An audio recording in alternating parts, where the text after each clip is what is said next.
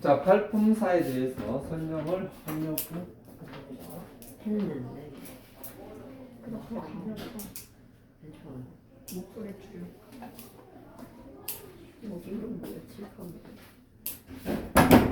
지난 시간에 문장 성분은 그러니까 하나의 문장을 쪼개는 개념이었다면 오늘 이야기하는 팔품사는 뭔가 하면은 품사, 이 품자가 무슨 품자인가 하면 물건 품자야. 우리 상품, 물품 할 때 그 품자 있지. 한마디로 얘기해서 품은 뭔가 하면 종류라고 하는 뜻이에요. 즉 팔품사는 철저히 단어의 개념으로 쪼개는 겁니다. 단어의 8가지 종류라고 보면 돼. 단어라는 것은 문장의 구성 요소죠. 그런데 그 구성 요소가 성질에 따라서 8개의 분류로 쪼개지는데 그것을 팔품사라고 합니다.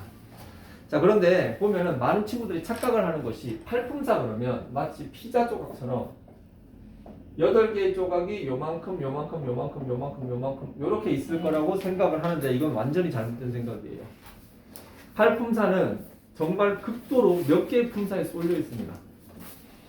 자, 이거에 대해서 설명을 하도록 하겠습니다. 일단은 너네들이 학교에 끝나고 집에 가잖아. 집에 가가지고 엄마한테 뭐라 그래? 밥이라고 얘기하지. 그냥 딴 얘기 안 하고 밥 이러지. 네. 자, 밥이라는 말 한마디만 던져도 엄마가 저 새끼가 배가 고프구나. 이렇게 밥을 차려줘야 되겠구나. 이 생각을 하신단 말이에요. 밥이라는 그 명사 하나가 여러 가지 의미를 나타내죠. 그리고 나가지고 밥을 막 먹다가 갑자기 애가 일어나서 어딜 가. 너 어디 가? 그렇지. 잘하네. 똥. 똥을 지금 싸냐? 똥 싸고 와. 그러고 나가지고 이제 공부 좀 하라 그랬는데 갑자기 막 나가려고 그래. 어디 가 새끼야? 돈. 자, 그렇게 지금 밥, 똥, 돈 이렇게 이 세 단어의 명사를 가지고 모든 커뮤니케이션이 끝난 거예요.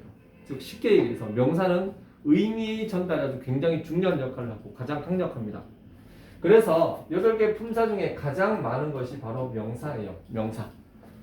명사가 양적으로나 그 어떤 그 문장에서 차지한 힘으로 보나 명사가 가장 중요합니다. 영어 문장에서 이 명사를 가지고 기본적인 의사소통의 어떤 핵심을 다 명사들이 이루어내죠. 자, 그런데 이 명사만 가지고 의사소통을 예전에는 했었겠지. 예를 들어서 멧돼지 잡으러 갔는데 멧돼지가 달려온다 이렇게 얘기를 못하니까 그냥 멧돼지 이렇게 얘기만 하고 끝나는 거죠. 그런데 이것이 시간이 지나고 사람들이 조금 머리가 좋아지고 그리고 전달해야 될 사항이 많아짐에 따라서 이 명사가 어떻다라고 이야기를 해주는 상황이 생깁니다. 그것이 바로 뭡니까? 동사죠. 자, 명사는 영어로 하면 noun이죠. 자, 동사는 뭐예요? 그렇지. verb. 이거 얘기했던 것 같은데. 얘기하지 않았나 이거? 거기까지는 얘기했어요. 자, 그런데 이 명사와 동사의 또 개념이 점점 복잡해짐에 따라서 이거에 대한 수식이라는 현상이 벌어지죠. 수식이라는 거는 꾸며준다라는 이렇게 말로 하면은 뭔가 뭐 beautiful, handsome 이 정도만 수식이라고 생각을 하는데 그렇지 않습니다. 수식은 쉽게 얘기해서 다른 말로 하면 한정시킨다 이런 얘기로 하는데 거기에 대한 좀 더 자세한 얘기를 적어준다. 이게 바로 수식이에요. 자, 그래서 명사를 수식해 줄 때 필요한 말이 우리가 형용사라고 합니다. 형용사는 adjective라고 그랬죠? adjective는 subjective, objective를 줄여서 adjective라고 요약한 거죠. 그래서 주어와 목적어 자리에 들어갈 수 있는 애들을 꾸며준다. 이게 바로 형용사가 되는 겁니다. 자, 그리고 동사는 말 그대로 자, 이 부사는 동사를 꾸며주는 이 단어가 이렇게 나옵니다. adverb. 그죠? 그런데 부사는 자, 형용사, 명사가 제일 족수가 많은 상황에서 형용사는 명사만 꾸미기에도 모자라요. 그래서 형용사는 오로지 명사만 바라보고 쟤만 수식을 한다고 한다면 부사는 상대적으로 좀 널널합니다. 그래서 수식어는 크게 명사를 꾸며주는 애와 명사 이외의 것을 꾸며주는 걸로 쪼개진다고 보면 돼요. 명사를 꾸며주는 모든 것은 형용사란 딱지가 붙습니다. 명사를 꾸며주는 모든 것들은 형용사 딱지가 붙어요. 동사는 그래서 원래 부사는 동사만 꾸몄는데 이 부사가 좀 여가 시간이 있으니까 형용사도 꾸미고 부사 자신도 꾸미고 문장 전체도 꾸며주고 뭐 이런 얘기 많이 들어봤을 거예요. 어쨌든 근데 이렇게 해봐야 명사를 꾸밀 거냐 명사 이외의 것을 꾸밀 거냐 이렇게 이분법 된다고 생각하면 돼. 명사를 꾸며주는 것은 형용사적 수식어고 명사 이외의 것을 꾸며주는 것은 부사적 수식어로 쪼개진다고 보면 돼요. 오케이? 자 이렇게 해가지고 총 4개의 기본적인 어휘에 이렇게 명동, 형구. 자, 이 4개가 있는데, 자, 명사, 동사, 형용사, 부사는 각각 족수가 겁나게 많아요. 그리고 더 중요한 것은 얘네들이 알잖아. 명사 뒤에 꼬리 살짝 붙이면 동사 되죠. 동사 뒤에 또 살짝 꼬리 붙이면 형용사 되죠. 형용사 뒤에 또 살짝 ly 붙이면 부사 되죠. 이 부사를 또 명사와 이렇게 울고 먹는 이게 많거든요. 그래서 여기에 있는 4개들은 개수가 어마어마하게 많습니다. 뭐 몇천 개 이게 아니고 몇십만 개, 이렇게 막 마구마구 돌아가요.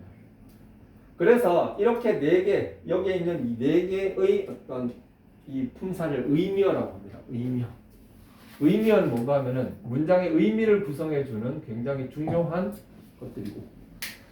자, 그런데 얘네 말고 전치사라는 놈이 있습니다. 전치사. 전치사는 항상 자기 남친인 명사하고 함께 다녀요. 전치사 혼자 다니는 경우는 거의 못 봤을 겁니다. 전치사는 명사와 항상 세트를 이루어서 간다. 전치사의 남친은 뭐다? 명사다. 전치사는 반드시 명사와 이렇게 커플을, 세트를 이루어서 움직이죠. 자, 그러면 저렇게 세트를 이루어서 어떤 역할을 하는데? 자, 간단한 예를 들어보겠습니다. A man in the room. A man is in the room. 이해준? 위에 거 어떻게 해석해? 방에 있는 남자. 오, 그렇지. 똑똑하네. 자, 여기에 있는 in the room. 자, 여기에 in 전치사 맞지? 이 전치사고, 전치사 뒤에 이 전치사의 남친 있죠? 이 전치사하고 명사가 세트로 이루어져. 자, 그런데 얘가 앞에 있는 man이라는 명사를 뒤에서 이렇게 끌어안죠. 방에 있는 남자. 방구석에 있는 아새끼. 이렇게 되는 거죠. 즉, 이것은 전치사 플러스 명사가 여기에 있는 이 명사의 의미를 한정해 주는 거죠. 이 세상에 남자가 얼마나 많습니까? 근데 그 중에 방 안에 있는 남자가 그러면 한 100분의 1로 탁 쪼개질 거? 일하러 다니니까. 자, 그래서 전치사 플러스 명사가 이렇게 명사를 꾸며주는 역할을 할 때 방에 있는 남자. 자, 이렇게 되었을 때는 이 전치사 플러스 명사가 지금 아까 형용사가 명사 수식해 준다 그랬죠. 자, 그런데 여기 있는 전치사 플러스 명사가 또 다른 명사를 꾸며주는, 이렇게도 꾸며줄 수 있는 거죠. 이렇게. 맞지? 그리고 비슷한데 a man is in the room. 이해주의 한 번만 더 해석해봐. 남자는 방에 있다. 그렇지. 자, 여기에서 이거는 이제 a man 끊고 is 끊고 in the room 이렇게 끊지. 여기 마침표 있지. 위에는 마침표 없었지. 그죠? 자, 한 남자가 방에 있다. 딱 봤을 때 여기는 지금 마침표가 있는 이건 하나의 문장이에요. 자, 그럼 여기에 있는 in the room은 뭘 꾸며줍니까? 방 안에 있는 거지. 방 안에 있는 거지. 여기에 있는 이 in the room은 앞에 있는 is, 즉 동사를 꾸며주는 거죠. 자, 여기 있는 전치사 플러스 명사, 여기도 전치사 플러스 명사, 둘 다 똑같은 전치사 플러스 명사인데 위에 거는 명사를 꾸며주고 밑에 거는 동사를 꾸며줍니다. 똑같은 in the room이요. 그죠? 똑같은 전치사 플러스 명사가 어떤 경우는 명사를 꾸며주고 어떤 경우는 동사를 꾸며주더라. 오케이? 똑같은 in the room이 어떤 경우는 여기 붙었다가 어떤 경우는 저기 붙었다가.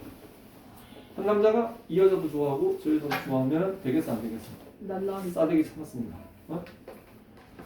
마찬가지. 그런데 전치사 플러스 명사는 이렇게 명사를 꾸며줄 수도 있고 동사를 꾸며줄 수도 있는 이런 양쪽의 수식을 다 할 수 있어요. 자, 그래서 전치사 플러스 명사는 수식어라는 거. 자, 전치사 플러스 명사가 명사를 꾸며줄 때 이 전치사 플러스 명사를 형용사 역할을 한다. 이렇게 얘기해 줍니다. 전치사 플러스 명사가 동사를 꾸며줄 때 이 전치사 플러스 명사를 부사적인 역할을 한다. 이런 식으로 얘기를 합니다. 오케이? 끝. 자, 그리고 나서 대명사라고 있지. 대명사. 대명사 종류 뭐뭐 있습니까? 알다시피 대명사에는 그렇지. 제일 흔한 게 이제 인칭 대명사, 지시 대명사. 제기대명사, 관계대명사, 의문대명사, 대명사 많죠. 영어는 특히 대명사 체계가 굉장히 어떤 언어보다 발달해 있습니다. 우리나라 뭐는 대명사가 그렇게 발달 안 돼 있는데 영어를 쓰는 사람들은 그 앞에 나온 말을 다시 쓰는 걸 진짜 싫어해요. 그래서 그걸 대신 받는 말들을 많이 지어내는데 그게 바로 대명사인데 중요한 것은 그 대명사가 아무리 발달하고 아무리 뭐 한다고 해봐야 대명사 꼴랑 해봐야 200개도 안 됩니다. 몇백 개 안 됩니다. 그 몇백 개 안 되는 게 여기에 있는 명동 형구의 쪽수가 되겠냐고요. 안 된단 말이에요. 그래서 여기에 있는 전치사하고 여기에 있는 이 대명사는 전치사 여러분들 쪽수가 많아 보이지만 전치사도 탈탈 털어봐야 100개 안 돼요. 대명사도 탈탈 털어봐야 100개 한 200개 정도밖에 안 됩니다. 자, 그러면 생각해 보세요. 여기에 있는 이 네 개하고 얘네들은 의미적으로 아니 용법상 이게 좀 굉장히 용도가 좀 달라요. 이거. 다르단 말이에요. 그리고 나머지가 뭐가 있습니까? 접속사하고 감탄사가 있죠. 자, 감탄사는 공부할 필요 없고 접속사는 기본적으로 and, but, or 뭐 이런 걸로 시작해가지고 쭉 있지만 이건 접속사도 탈탈 털어봐야 100개 정도, 100개도 안 될걸요? 그리고 이 접속사는 기본적으로 하나의 문장이 만들어지고 난 뒤쪽에 연결을 하는 거기 때문에 이것은 사실 요 6개의 품사만 있어도 얼마든지 하나의 원 센텐스를 만들어낼 수가 있는 겁니다. 알겠어요? 자, 그런 식으로 이제 정리가 되면 자, 8개의 품사가 뭐다? 명동, 형부, 대전, 접간 이렇게 되는 거죠. 명동에 형부가 사셨는데 요즘 경기가 안 좋아가지고 대전에 뭐 보러 갔어? 면접 보러 가셨어. 자, 이런 식으로 외우면 되겠습니다. 8개의 품사는 뭐 그런 명사, 대명사 이런 식으로 외울 수도 있어요. 자, 그런데 지금은 우리가 철저히 좀 단어적인 개념으로 봐야 돼요. 활품사는 단어적인 개념으로 본다. 활품사는 단어의 종류지 절대로 복잡하게 생각하면 안 됩니다. 명사, 동사, 동사, 부사, 대명사, 전치사, 접속사, 감탄사. 이때 전치사는 반드시 명사와 세트로 간다는 거. 자, 이건 단어의 개념입니다. 자, 그리고 얘기가 나온 김에 여기서 이제 명사와 명사구, 명사절의 확장, 그리고 형용사, 형용수, 형용사, 형용사구, 형용사절의 확장, 부사, 부사구 그 확장에 대해서 좀 설명할게요. 원래 명사가 아까 얘기했지만 명사는 주로 주어, 목적어, 보어 같은 문장의 핵심 성분에 들어갑니다. 그런데 어느 날 이 전치사를 만나는 순간 얘 인생이 쫄딱 망해요. 전치사를 만난 이 명사는 일개의 수식어로 전락을 해버리죠. 맞지? 얘네 부모님이 얘를 수식어 만들려고 키웠겠어? 아유 내 새끼 장군감 하려고 주어, 목적어, 보어에 들어가라 그랬는데 개뿔 어디서 이상한 여자 한 명을 만났어. 전치사. 전치사를 만나가지고 얘는 타락을 하는 거야. 그렇게 해서 어떻게? 얘는 떳떳하게 문장의 핵심 성분에 못 들어가고 그냥 꾸며주는 말로 타락을 해버리는 거죠. 이해돼요? 자, 그런데 원래 명사가 들어가던 자리에 명사 이외의 것들이 이제 들어가기 시작합니다. 그건 왜 그런 현상이 벌어지느냐? 이야기할 게 많고 전해야 될 게 많고 세상이 복잡해지고 이러다 보니까 주어에 좀 더 압축된 개념들을 막 집어넣다 보니까 그러다 보니까 하나의 명사 자리에 동작의 개념도 집어넣어야 되고 형용사의 개념도 집어넣어야 되고 뭐 이런 현상이 벌어지는데 괜히 그렇게 생각하면 복잡하니까 자, 간단하게 정리할게요. 우리가 알고 있던 명사라는 이름에 대해서 두 가지의 정의가 생깁니다. 자, 우리는 명사의 작은 의미를 뭐라고 생각하면 된다? 우리가 알고 있는 대로 사물의 뭐예요? 이름을 나타내는 말이 명사라고 알고 있죠. 우리는 이게 더 익숙합니다. 그지? 그런데 명사의 보다 큰 의미라는 게 생긴 거예요. 명사 역할, 명사구, 명사절. 명사의 좀 더 큰 역할은 뭐다? 바로 주어와 목적어와 보어에 들어갈 수 있는 everything. 그것이 바로 명사 딱지를 붙일 수 있더라. 오케이? 주어, 목적어, 보어 자리에 물론 보어에는 형용사도 들어갈 수 있지만 그건 예외로 치고 주어, 목적어, 보어 자리에 들어가는 모든 것에는 명사라는 딱지를 붙일 수가 있어. 그래서 명사구라는 말이 생기고 그래서 명사절이라는 말이 생깁니다. 많은 친구들이 이 명사구 명사절을 보면서 명사구가 뭐다? 명사가 들어간 구구나 이렇게 생각을 해요. 명사절이 뭐지? 명사가 들어간 절이라고 생각하는데 그거는 정말 캣불도 모르는 놈이 하는 얘기야. 명사가 들어가고 안 들어가는 거는 전혀 중요하지 않습니다. 하는 짓 꼬라지가 주어, 목적어, 보호 자리에 들어가면 명사라는 훈장을 다 때려준다는 거죠. 오케이? 끝. 두 번째, 형용사라는 말을 보겠습니다. 자, 형용사라는 말. 형용사는 원칙적으로 작은 의미, 즉 단어로서의 의미는 뭐예요? 사물의 뭐예요? 어떤 그냥 성질이라고 할게. 사물 뭐 핸섬, 톨, 뭐 스마트 뭐 이런 거. 그런 식의 성질을 나타내는 말이라면 형용사의 보다 확장되고 큰 의미는 뭐다? 아까도 얘기했지만 명사를 꾸며주는 모든 것에 바로 형용사 딱지를 붙일 수가 있는 거예요. 지금 좀 전에 봐봐. A man in the room이지. 봐봐. 보기 들어봐. 그냥 A man in the room이잖아. 여기서 여기 있는 이거 전치사고 이거 관사고 이거 룸 명사잖아. 그죠? 그럼 여기에 있는 이 세 개의 단어가 뭐였어? 모였는데 얘가 명사를 이렇게 꾸며주죠. 그지? 왜? 아니 저 지금 필기하는데 저거 뭔지 몰라서. 어떤 거? 저 명사조 옆에. 이거? 아니 거기 말고 옆에. 초록색. 초록색 저거. 요거? 네. 이거 외우기 좋으라고 면접 같다고. 아, 면접 본 적 있냐? 예. 면접 본 적 있냐? 없죠. 나는 면접을 정말 많이 봐본 사람이다. 내가 면접을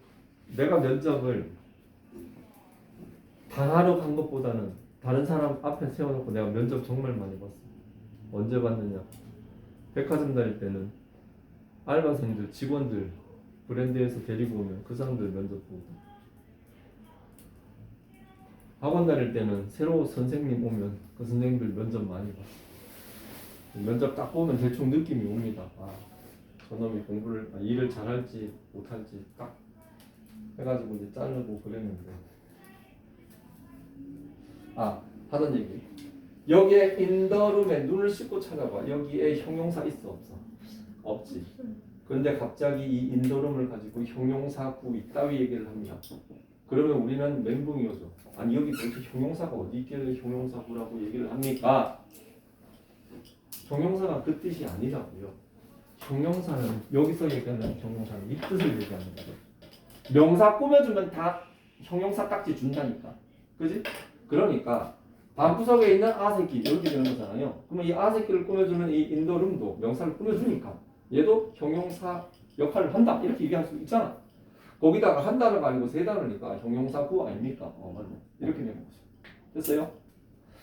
자, 그리고 부사.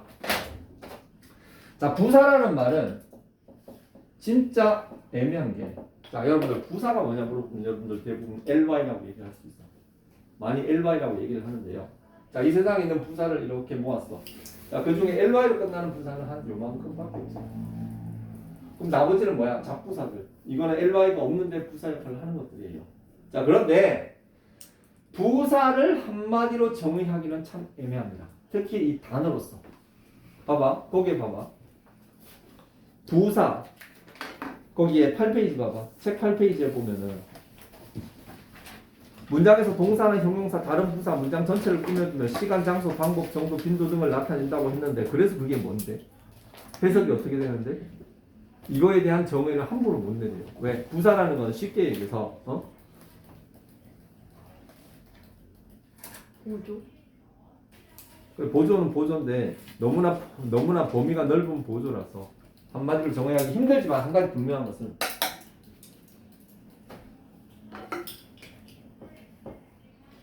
이거의 큰 의미는 뭐다? 명사 이외의 거. 자, 이거 한자예요. 바꿔보겠자. 혹시 아나 이거? 한자 바꿔도 이걸 제외하고 명사를 제외하고 그 이외의 것을 꾸며주는 모든 것이 뭐다? 그게 바로 부사라는 딱지를 주는 거예요. 자, 봐봐. A man is in the room이지, in the room. 그죠? 남자가 방구석에 있다, 이거죠. 여기에서 보세요. 아까도 똑같이 눈을 씻고 찾아봐도 우리가 ly 같이 생긴 거 없어요, 여기. 부사는 보인다, 안 보인다? 안 보여. 그러나 여기에 있는 이 in the room이 동사를 꾸며주고 있어. 아, 방에 있지. 그러면은 동사를 꾸며주니까 동사는 명사가 아니지. 명사를 꾸며주는 거는 형용사 딱지 준다고 그러고 명사 이외의 것들은 꾸며주는데 다 부사 딱지 준다고 그랬죠. 아, 그러면 이거는 부사 역할을 한다 이렇게 얘기할 수 있습니다. 부사 역할을 하면서 하나 둘 세 단어니까 이건 뭐가 된다? 부사 구가 된다. 오케이? 됐어요? 자, 이렇게 명사의 작은 의미와 명사의 큰 의미, 형용사의 작은 의미, 큰 의미, 부사의 작은 의미, 큰 의미를 이렇게 정리를 해두면 명사구, 명사절에 대한 개념이 이제 조금 더 이해하기가 편할 겁니다. 자, 그리고 마지막으로 동사라는 놈에 대해서 한번 정리해 보겠습니다. 동사, 너네 동사 그러면 작은 의미로 뭐라고 생각하냐? 움직임을 나타내는 말이죠. 그거 맞아. 움직임을 나타내는데 물론 이 움직임 말고 상태도 나타내요. 근데 동사의 큰 의미는 바로 뭔가 하면 우리 지난 시간에 얘기했듯이 동사의 큰 의미는 서술어입니다. 서술어. 동사의 큰 의미는 서술어. 이 서술어가 뭐다? 주어 다음에 와가지고 주어가 어쨌다고 얘기를 해주는 바로 그 말이죠. 그렇죠? 자, 그랬을 때 이 서술어의 개념은 동사라는 한 단어라고 생각을 하면 안 되죠. 이거는 이 동사는 저 지난 시간에도 얘기했지만 조동사, 시제, 태 이 세 개가 결합을 해서 쭉쭉 늘어날 수 있는 그러한 개념이라는 거. 그게 바로 뭐다? 동사구, 동사의 큰 의미. 동사의 큰 의미는 서술어라고 생각을 하면 되겠습니다. 자, 그래서 명사구, 명사절 이게 이렇게 되는 거예요. 자, 책 잠깐 볼게요.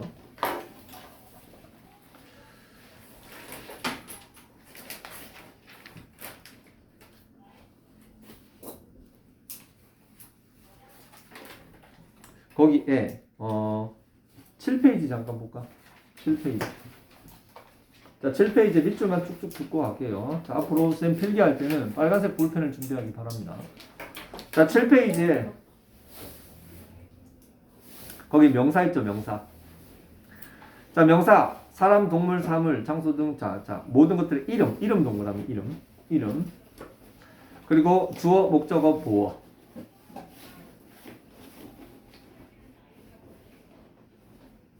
자, 거기에 주어, 목적어, 보호에 쓰인다고 하는데 그건 됐고요. 자, 느낌표에 보면 관사 있지, 관사. 관사는 뭐다? 관사는 명사가 문장에 나갈 때 쓰고 하는 모자라고 생각하면 됩니다. 옛날에 양반들이 길거리를 나갈 때 상투 틀고 상투 있는 상태에서 그냥 뛰어다니면 남들이 뭐라 그래서 저 양반 새끼 저거 이상한 짓 하네 이러고 있지. 한마디로 얘기해서 양반이 길거리를 나갈 때는 예절을 갖춰서 나가듯이 갓을 쓰고 나가잖아요. 그죠? 마찬가지로 명사는 굉장히 의미적으로 중요한 애예요. 그래서 이런 명사가 길거리, 즉 문장에 쓰일 때는 그냥 쓰는 게 아니라 이 앞에 모자를 하나 쓰고 나간다. 그 쓰는 모자가 바로 관사예요. 관사 두 종류 있죠. 어냐 죽었냐 이거죠. 그건 마치 양반이 갓을 쓰고 갈 거냐 아니면은 좀 지체 높은 뭐 정승이라면 뭐 이렇게 좀 이상하게 생긴 그런 모자 있잖아, 그지? 그런 걸 쓸 거냐 상황에 따라서 다른 모자 쓰고 간다고 생각하면 돼요. 오케이? 관사는 바로 그런 겁니다. 근데 관사는 딱 세 단어라서 품사에 안 집어넣는 거예요. 자, 대명사. 자, 명사를 대신하는 말로. 자, 대신하는 말 밑줄. 주어, 목적어, 보어.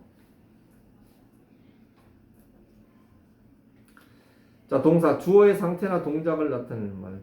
상태 동그라미, 동작 동그라미. 언제를 이야기하는지, 주어가 무엇인지에 따라 형태가 달라진다. 언제 위에다가 시제. 주어가 무엇인지에 따라서 인칭. 그죠? 그거에 따라서 s를 붙이냐, es를 붙이냐, 과거형을 쓰느냐 뭐 이렇게 되는데 이거는 아주 설명을 아주 빈약하게 해놓은 거야. 동사는 이거 말고도 시제는 두 가지가 있고 태 개념까지 포함할 수 있는데 자 넘어가서 8번 형용사. 자 형용사 밑줄 그으세요. 성질, 상태 등을 설명하는 말 동그라미 쳐.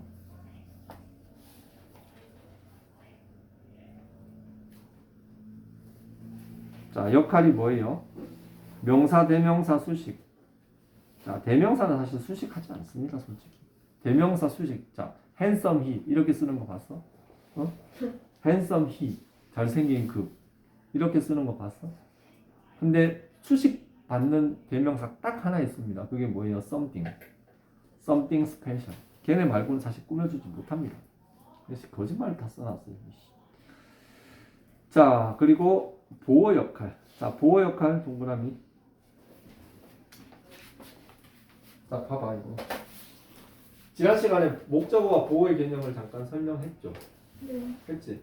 근데 보어는 뭔가 하면은 수식어를 늘려 쓴 거예요. 봐봐. handsome 조나단.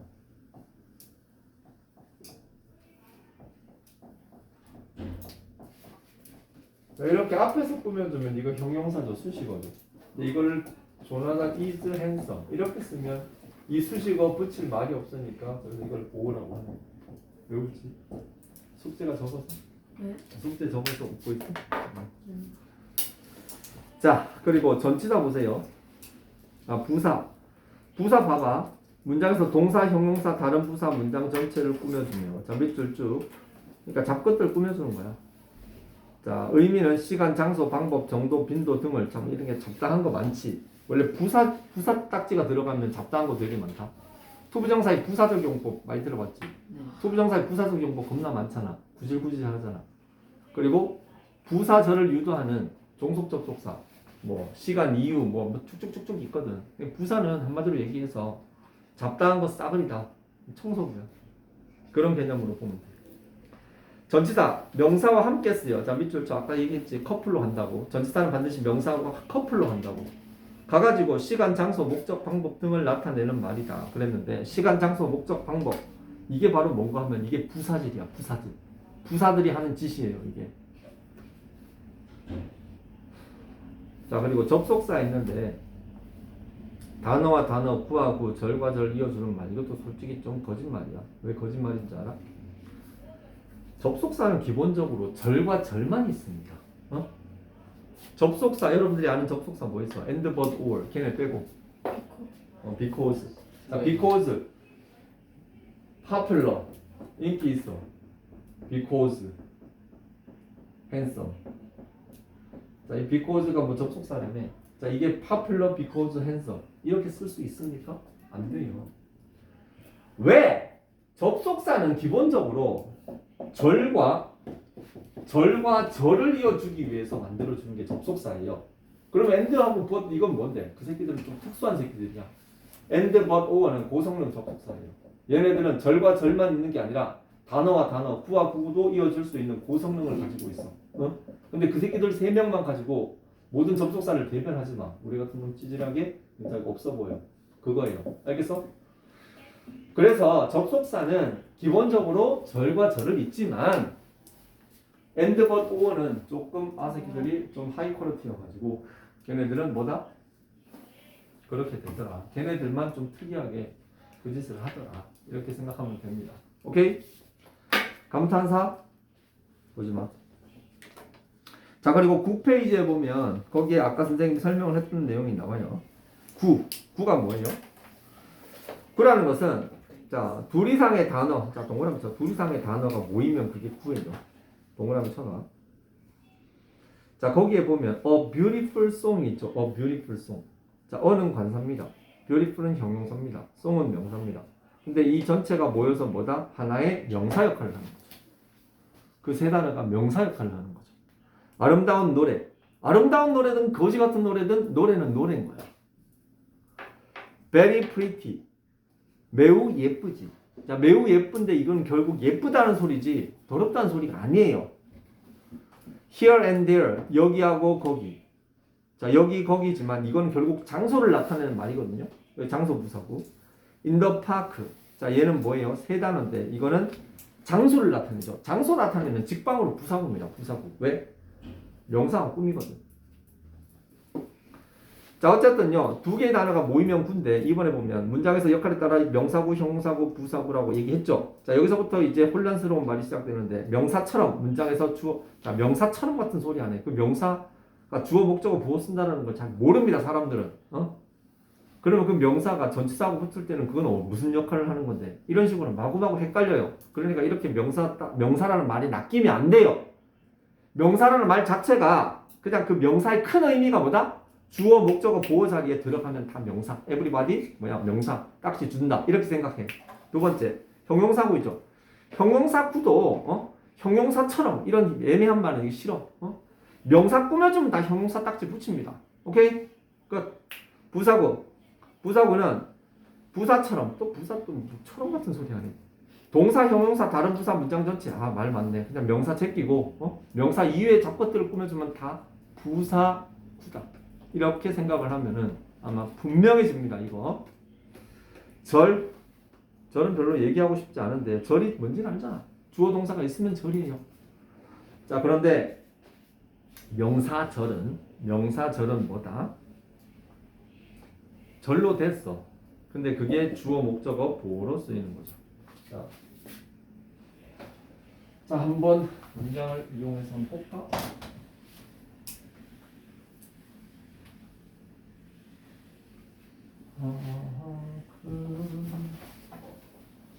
이왔어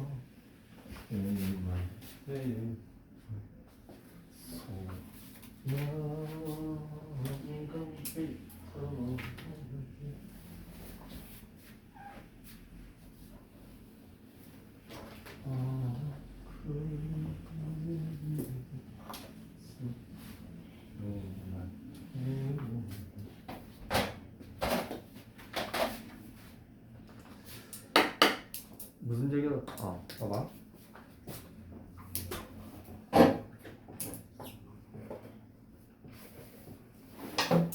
자, J is handsome. 저 J가 누군지는 잘 알 거예요.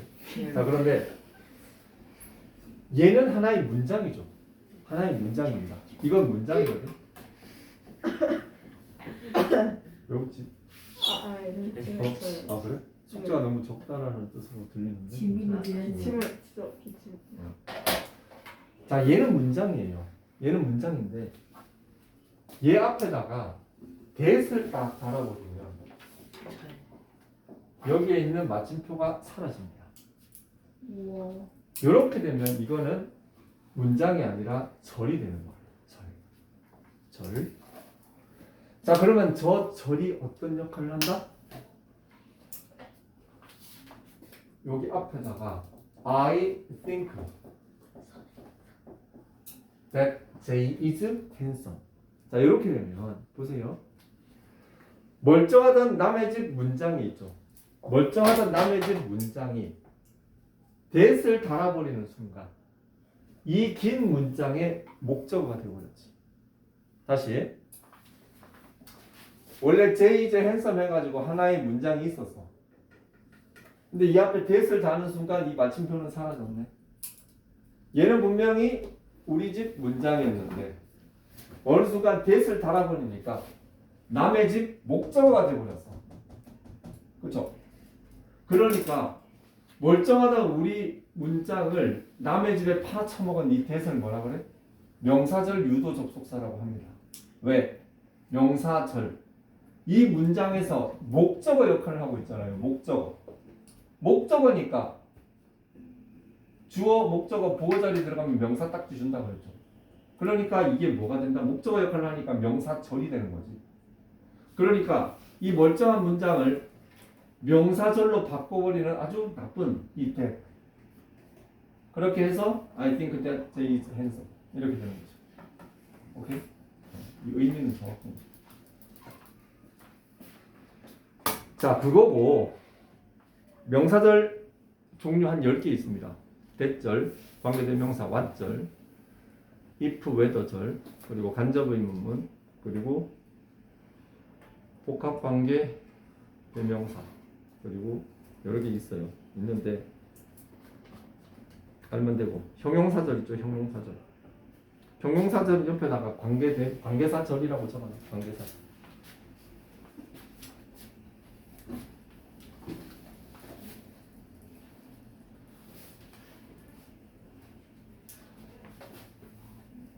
관계대명사 공부한 적 있지? The man who is handsome. 자, 이거 어떻게 해석합니까? The man who is handsome. 이거 어떻게 해석해요? 잘생긴 분. 그렇지. 자, 관계대명사는 어떻게 해석한다? 니은으로 해석한다.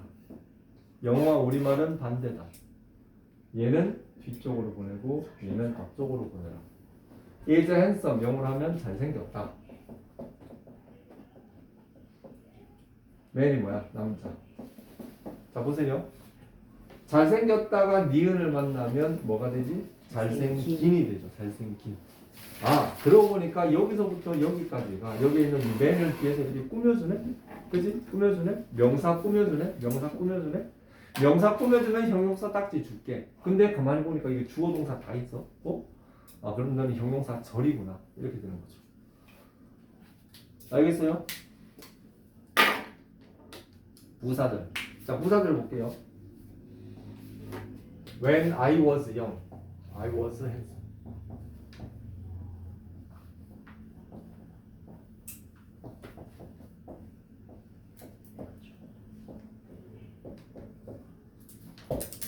자, 이 문장 보겠습니다. 자, 이 문장은 I was young하고 I was handsome이 when에 의해서 결합이 된 거죠. 자, 근데 잠깐 보면 여기에 있는 얘 있지. 얘를 이 뒤쪽으로 넘겨도 상관없어요. 그렇지? 맞잖아.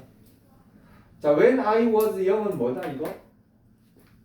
시간을 나타내주는 말이죠. 시간. 이거 한 단어로 바꾸면 뭐 yesterday. 내가 어렸을 때 아니 then 그때는 이런 식으로 바꿀 수 있잖아요. 그러니까 시간을 나타내는 말이 많이 많았죠. 시간을 나타내는 말이 많이 많고 주어 동사까지 있어. 그럼 그게 뭐야? 부사절이죠. 그런 식으로 문장에 그 주절이 있고 그 주절을 도와주기 위해서 이렇게 여러 가지 구질구질하게 나온 것을 우리는 부사절이라고 합니다. 됐어요?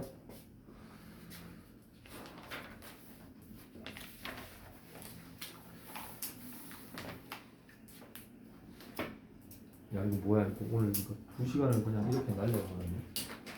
자, 근데 거의 웬만한 건 다 설명했어요. 그러니까 기본적으로 여러분들이 기억을 해야 될 거. 자, 아니 아직 안 끝났어. 문법 책을 잠깐 목차를 한번 보자. 목차. 차례 한번 봐.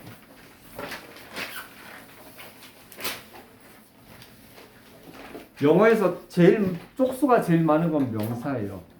근데 문법 책의 분량을 가장 많이 차지하는 건 동사입니다. 한번 볼까? 거기에 컨텐츠라고 거기 있지. 거기 봐봐. 여러 가지 동사. 자, 여러 가지 동사 옆에다가 뭐라고 쓴다? 문장의 형식이라고 쓰지. 문장의 형식 많이 봤지? 1형식부터 5형식까지 있는 거. 그지? 아니, 근데 여기는 왜 형식이라고 안 쓰고 동사라고 씁니까? 형식은 맨날 쓰니까 그 형식 중에 조금 말 안 듣고 좀 특이한 애들 걔네들만 모은 게 바로 유니트 1과 2예요.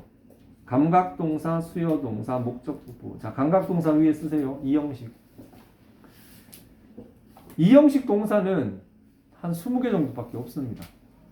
좀 극단적으로 얘기하면.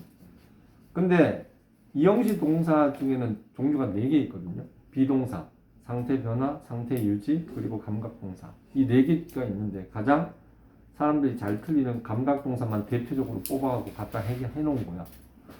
수요동사. 수요동사 잘 알지? 사형식. 자, 사형식은 그렇게 어려운 동사는 아니죠.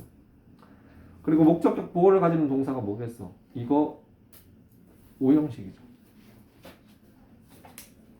자, 봐봐. 2번에 보면 시제 있지, 시제.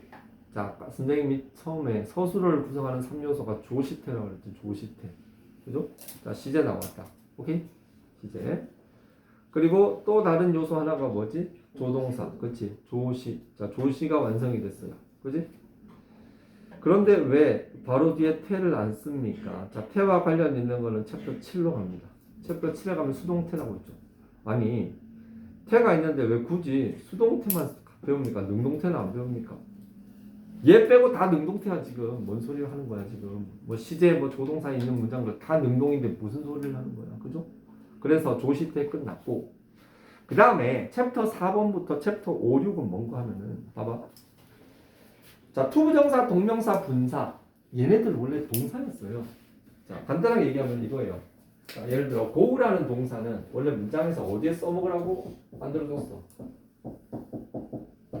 고우라는 동사는요 원래 여기에 쓰라고 만들어준 거예요. 동사는 여기에 쓰라고 만들어줬잖아. 그런데 이 새끼가 갑자기 어디 가서 뭘 보고 오더니 이 앞에다 to를 달아버리네. 자, to를 왜 답니까? 가면을 쓰는 거죠. 왜? 여기 안 들어가려고. 원래 여기 쓰라고 만들어준 건데 나 거기 안 들어가려고 나 얼굴에 저 성형했어. 가면 썼어. 자, 가면을 쓰니까 이 투부정사가 여기도 들어가고 여기도 들어가고 여기도 들어가고 여기도 들어간단 말이에요. 쉽게 얘기해서 동사를 to를 붙이거나 아니면은 엉덩이 탱탱 보톡스를 넣거나 이거 왜 이런 짓을 한다? 바로 동사의 용도를 변경하기 위한 겁니다. 원래 동사의 운명은 바로 여기에서 써봐야 되는 거죠. 그런데 얼굴 뜯어고치고 엉덩이 뜯어고치고 해가지고 자기가 하고 싶은 역할을 이렇게 영역을 넓혀 나가는 거죠. 그런 세 가지의 패턴이 바로 투부정사, 동명사, 분사예요. 근데 엄밀히 얘기하면 나중에 엄밀하게 얘기하지. 자, 거기까지 하면은 자, 지금 여기 7번까지가 다 동사예요. 신기하죠? 7번까지가 자, 챕터 7 있죠? 여기까지가 다 동사예요. 동사. 이제 우리는 사실 문법 책에서 반은 동사와 관련되는 거 배우고, 그리고 나서는 이제 잡것들 맞다. 챕터 12 가정법 있지. 가정법. 그것도 동사다. 이 가정법은 뭔가 하면 옆에다가 시제라고 쓰세요. 가정법은 쉽게 얘기해서 조금 약간 걔도 보면은 멀쩡한 개가 있고 광견병 걸리는 게 있잖아요. 광견병. 그 광견병이 뭐 좀 살짝 막간 그런 개잖아요. 정상개가 있고 좀 약간 미친 개가 있듯이 시제도 보통 시제가 있고 약간 미친 시제가 있어. 그 미친 시제가 뭐다? 이 가정법 시제. 가정법 왜 미쳤는데? 말 그대로 가정에서 하는 말이니까. 없는 얘기 만들어서 하니까 보통 시제라고 써놓으면 딴 사람들이 오해하니까. 그런 식으로 살짝 시제를 비틀어 놓은 게 바로 가정법이에요. 한마디로 얘기해서 1번부터 7번까지 그리고 12번까지 다 싸그리 다 동사와 관련되는 겁니다. 그러니까 얼마나 동사가 중요한가 우리가 알 수 있는 거예요. 그리고 또 봐봐 이제 나머지 대명사 있지. 이제 떨거지들밖에 없어. 대명사 그리고 접속사, 관계사. 관계사는 품사라기보다는 일종의 특수한 어떤 개념으로서 보는 건데 이것이 비중적으로 중요하니까. 자, 그러면 여기서 우리가 안 배우는 게 뭐죠? 일단 명사에 대해 안 나와. 명사 그리고 형용사, 부사. 자, 명사, 형용사, 부사는 그거는 그냥 상식적인 수준에서 해결이 돼요. 그래서 인사이드 1에 그 내용을 다 집어넣은 겁니다. 알겠어요? 자, 이렇게 다 논리적인 이유가 다 있는 겁니다. 알겠지? 자, 속세는 오늘 내용 정리해봅니다. 끝.